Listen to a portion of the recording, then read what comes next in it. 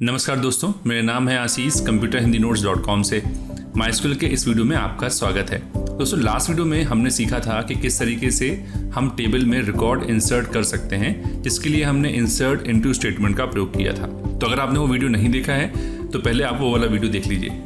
तो इस वीडियो में हम सीखने वाले हैं कि किस तरीके से अगर हमने जो टेबल बनाई है उसमें रिकॉर्ड इंसर्ट किए हैं और अगर वही सारे रिकॉर्ड्स हमें डिस्प्ले करने हैं तो वो कैसे कर सकते हैं। तो उसके लिए हम लोग यहाँ पर सिलेक्ट क्वेरी का यूज़ करते हैं। सिलेक्ट क्वेरी एक जो है वो DQL कमांड कहला सकती है। आपको याद होगा कि मैंने आपको स्टार्टिंग में बताया था कि हमारे पास जो माइस्कूल में जितनी भी कमांड्स होती हैं, है ना, उनका जो सेट होता है वो डिफरेंट हम कैटेगरीज में डिवाइड करते हैं। तो उनमें से एक कैटेगरी होती है हमारी DQL। DQL का मतलब होता है डेटा क्वेरी लैंग्वेज। तो जो सेलेक्ट कमांड है वो डेटा क्वेरी लैंग्वेज के अंतर्गत आने वाली एक कमांड है या स्टेटमेंट है। अब देखिए, कई बार मैं यहाँ पर वीडियो के दौरान मैं आपको कह देता हूँ कि कमांड है या स्टेटमेंट है या क्वेरी है, तो तीनों का मतलब सेम होता है। तो इसमें आप कंफ्यूज मत होइएगा। तो चलिए हम देखते हैं कि किस तरीके से हम सेलेक्ट कमांड के थ्रू हम डेटा को डिस्प्ले करा सकते हैं। तो यहाँ पे आपको मालूम होगा कि हमने ऑलरेडी एक डेटाबेस बना के रखा है कंप्यूटर हिंदी नोट्स नाम से, और उसके अंदर हमारे पास एक पर्सन नाम की टेबल है। तो उस पर्सन नाम की टेबल में हमारे पास रिकॉर्ड हैं जो हमने पिछले वीडियो के दौरान एंटर किए थे। अब अगर वो हम देखना चाहते हैं तो यहाँ पे हम सेलेक्ट कमांड का यूज़ करेंगे। तो यहाँ हम देखेंगे कि सेलेक्ट कमांड का जो सिंटैक्स होता है वो हम इस तरीके से लिखते हैं। पहले हम लिखते हैं सेलेक्ट, फिर हम लिखते हैं कॉलम के नेम, मतलब जो भी हमें कॉलम दिखाने, जैसे यहाँ पे हमारे पास कॉलम में देखें तो ID, full name, age, gender, city, mobile, ये सारे कॉलम हैं। तो यहाँ पे हम कॉलम के नेम लिखते हैं एंड देन फ्रॉम, और फिर जो हमारी टेबल का नाम है वो। और इसी में एक और सिंटैक्स हमारे पास होता है, वो होता है ये, ठीक है, select star from table name. तो ये हमने पिछले वीडियो में भी यूज़ किया था। तो यहाँ पे एस्टेरिस्क का मतलब है, स्टार का मतलब है कि हम सारे कॉलम को दिखाना चाहते हैं। तो ये हमारे ऊपर डिपेंड करता है कि हम अगर हमें सिर्फ कुछ कॉलम ही वहाँ पे डिस्प्ले कराने हैं या हमें सारे कॉलम दिखाना है, तो उसके लिए हम स्टार का यूज़ करते हैं। चलिए हम देखते हैं कि इन सारी कमांड्स को हम कैसे यूज़ करते हैं। तो सबसे पहले हम देखेंगे जो हमारे पास सिंपल कमांड है, that is select star from और हमारी टेबल का नाम जो कि पर्सन है।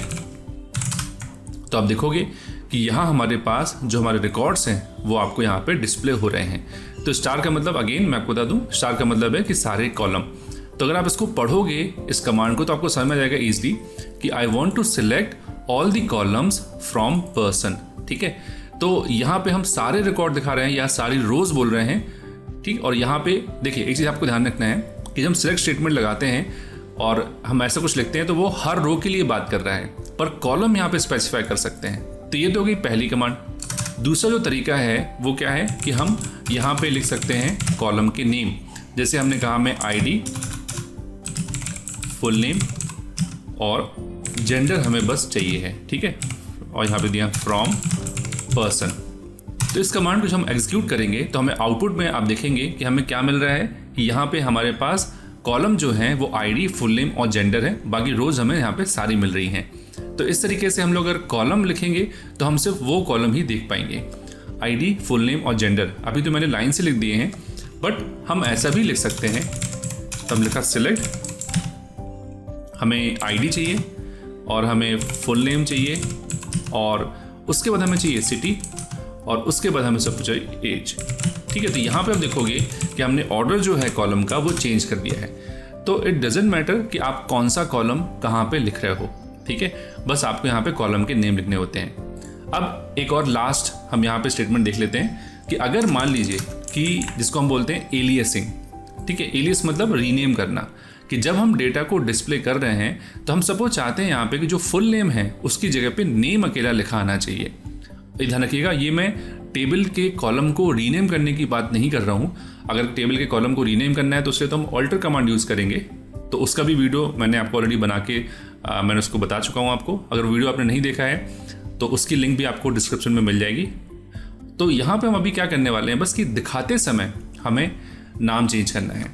तो उसके लिए हम क्या लिखेंगे, हम इसी कमांड को कॉपी कर लेते हैं, यही कमांड लिखने वाले हैं। तरीका सेलेक्ट ID और फुल नेम और यहाँ लिखेंगे हम एज नेम।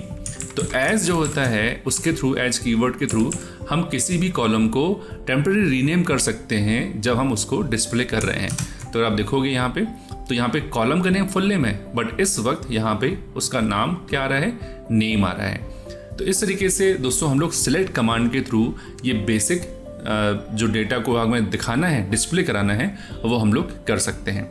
तो आने वाले वीडियोस में अभी हम लोग सेलेक्ट के बारे में बहुत सारे वीडियोस बनाएंगे जिसमें हम जानेंगे कि फंक्शंस कैसे लगाते हैं, डिफरेंट जो क्लॉज होते हैं वो कैसे इंप्लीमेंट करते हैं। तो मुझे उम्मीद है कि इतना तो आपको समझ में आ ही गया होगा कि सिलेक्ट स्टेटमेंट या सिलेक्ट क्वेरी का यूज़ हम लोग किस लिए करते हैं। तो अगली वीडियो में मिलेंगे, जब तक के लिए धन्यवाद।